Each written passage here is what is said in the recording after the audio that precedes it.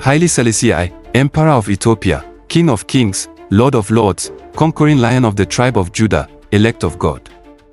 These grand titles, bestowed upon Ras Tafari Makonnen at his coronation in 1930, reflected not only his position as leader of an ancient civilization but also the profound impact he would have on Ethiopia and the world. His 44-year reign was a complex and often contradictory mix of modernization efforts, Pan-African leadership, and authoritarian rule, leaving behind a legacy that is still debated and analyzed today. He was a figure of immense global stature, a symbol of African pride and sovereignty in a time of widespread colonialism, yet also a ruler whose domestic policies often led to hardship and dissent within his own empire. This is the story of Haile Selassie, a man whose life was a tapestry of triumphs and tragedies, a monarch who straddled the line between tradition and modernity, and a leader whose image became intertwined with the rise of Rastafarianism. A prophetic birth and a childhood shaped by power. An Ethiopian folktale recounts the story of Ras Makonnen, Tafari's father, a respected governor and military leader. After playing a crucial role in the Battle of Odwa, securing Ethiopia's status as one of the few African nations never colonized, Makonnen faced personal hardship with his wife's struggles with childbirth. A hermit's prophecy foretold the birth of a son who would rule Ethiopia with a firm hand, bringing greatness but ultimately leaving the country in ruins.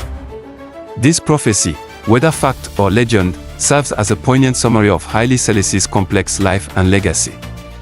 Born into nobility, Tafari Makonnen's lineage connected him to the Solomonic dynasty, a lineage tracing back to the Queen of Sheba and King Solomon, as detailed in the Kebra Negast. Despite this privileged birthright, Tafari's childhood was marked by the early loss of both parents. He was adopted by his cousin, Emperor Menelik II, growing up within the corridors of power and receiving a valuable education in political maneuvering. Despite his short stature, Tafari possessed immense charisma and ambition, qualities that would propel him to the pinnacle of Ethiopian society. A calculated ascent to the throne. By the age of 13, Tafari was appointed titular governor of Salel, and by 18, he assumed control of his late father's province of Hara. At 24, he became the most powerful man in Ethiopia, serving as imperial regent. His rise was a combination of political acumen and fortuitous circumstances. Emperor Menelik II, ailing and under pressure to name a successor, initially favored his grandson, Lij Ayasu. However, due to Ayasu's youth, Ras Tessimanedu was appointed regent, but he soon died. Ayasu, seizing the opportunity, declared himself ruler, bypassing senior members of the court.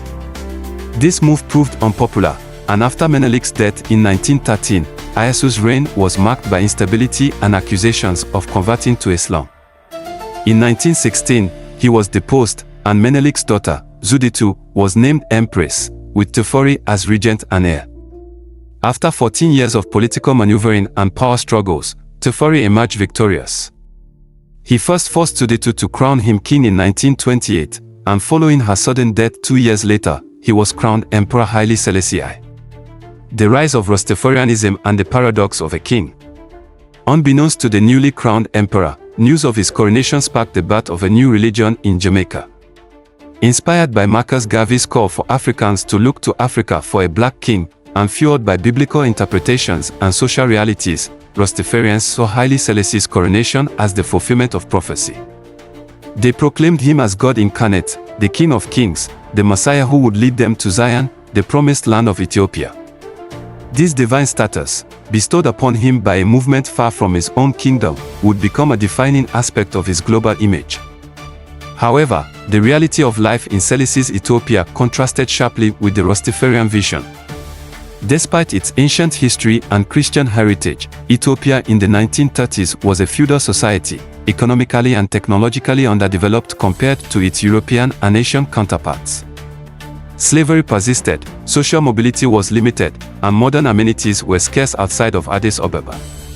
Power and wealth were concentrated in the hands of a small elite, while the majority of Ethiopians lived as peasants under the control of landowners and clergy. The Italian invasion and exile. The greatest test of faith for Rastafarians, and for Selassie himself, came in 1935 when Mussolini's Italy invaded Ethiopia. Despite Selassie's pleas to the League of Nations for intervention, the international community failed to act decisively, and he was forced into exile. This period of exile, while a personal humiliation, ironically solidified his image as a symbol of African resistance against European colonialism. His iconic speech at the League of Nations, where he condemned the world's inaction, became a powerful testament to his leadership and his commitment to his nation. Return and modernization. With the help of British forces, Selassie returned to Ethiopia in 1941 after the Italians were driven out. This return further fueled the Rastafarian belief in his divinity and cemented his status as a symbol of African resilience. He embarked on a modernization drive, focusing on education, legal reforms, and infrastructure development.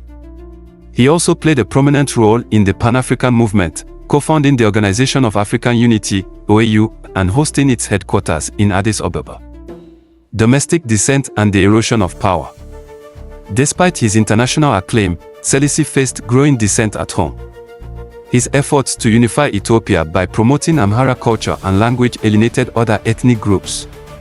Famine in the Tigray province in 1958, coupled with accusations of government inaction, further damaged his reputation. The concentration of power and wealth in the hands of the elite and the lack of social mobility fueled resentment among the population.